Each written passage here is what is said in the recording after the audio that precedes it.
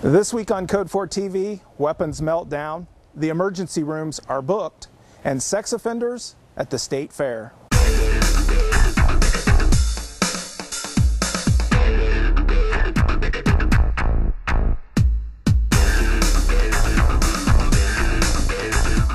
Welcome to episode 104 of Code 4 TV, where we save you time and keep you informed about cops, criminal justice, safety, and security. I'm Joe Puckett. It's a great day in our world and a busy week in public safety, so let's get it started. Last week, a team in Scranton, Pennsylvania unveiled a new sticker which will help responding fire and rescue crews know when a disabled person is in a residence.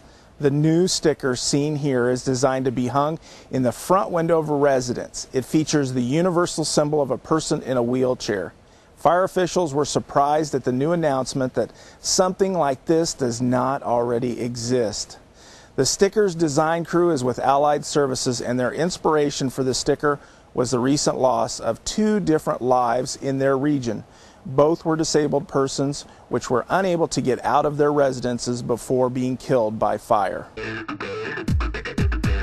The LA County Sheriff's Department is destroying 8,300 weapons this week in a smelter at an LA steel mill. The stash consists of weapons taken from criminals over the last year. This is quite an exciting event to watch for department personnel, as you can imagine. The surprising aspect, they do this once a year and have for 17 years now. Wait times in local emergency rooms has gone up recently, according to the latest Pulse report. The study released last week shows that the average length of stay in our nation's emergency departments has increased to 4 hours and 7 minutes, which is up 3 minutes from the previous study in 2008. The increased time spent is attributed to the recession, high unemployment, and insurance losses, as well as the closure of some emergency departments. Last year, the GAO reported that even the more emergent patients who needed to be seen in 1 to 14 minutes were waiting the average of 37 minutes for emergency room care. The Virginia Department of Corrections is being sued for removing the book How to Bring a Federal Lawsuit to Challenge Violations of Your Rights in Prison from its shelves and facilities. The book, which is also known as the Jailhouse Lawyer Handbook, was removed without notice and does not pose a legitimate security concern, according to the National Lawyers Guild, who has filed the suit. The NLG has described the book as a free resource for prisoners and their families who wish to learn about their legal options. San Francisco police officers recently arrested Horatio Torre exactly 9 minutes after he snatched an iPhone from a pedestrian and sped away on his bicycle. The issue for poor Mr. Torre was the female he stole the iPhone from was actually testing a real-time GPS tracking application in the phone. She was actually an intern for the software maker Covia Labs in Mountain View. The CEO of the company said he was watching the intern's location on a live map for a customer demo, and he was extremely surprised when the map image showed the phone suddenly speeding down the street.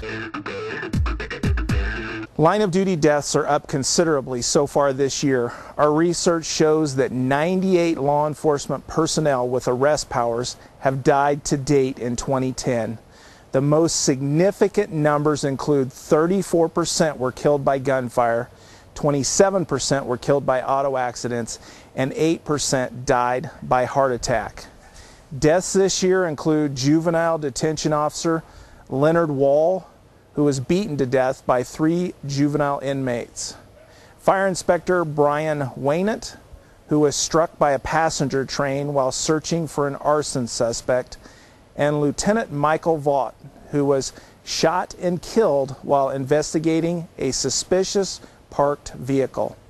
A total of 49 firefighters have been killed in the line of duty to date in 2010, including 70-year-old David Sullivan with Otis Volunteer Fire Department, who died of a heart attack over this last weekend while he was fighting a multi-alarm fire. He had served his citizens for 25 years. 32-year-old Ronald Dallas of South Salt Lake has a protective order against contacting his wife as she is an alleged victim of domestic violence where Ronald is the suspect. Well, authorities say that he's violated that protective order 11 times. Ronald Dallas is accused of mailing 11 letters to his wife's cat, Molly, and a neighbor. All the letters ask his wife not to testify against him. And finally, California DOC parole agents are using GPS to make sure that convicted sex offenders stay away from the exclusion zone at the State Fair. The State Fair is a great place for families and children to gather, so the officials are monitoring certain zones, and the message they are sending is for convicted sex offenders to stay away. The program is in its second year, and so far they have arrested 2 persons this year. The state has a total of 6,500 sex offender parolees living throughout the state. That's it for this week's edition of Code 4 TV. If you have a topic you would like for us to discuss, send a note to joe@code4.org. You can also check us out at code4.org. You can also socialize with us on Facebook, Twitter, and MySpace. Thanks for joining us, and have a great and safe day.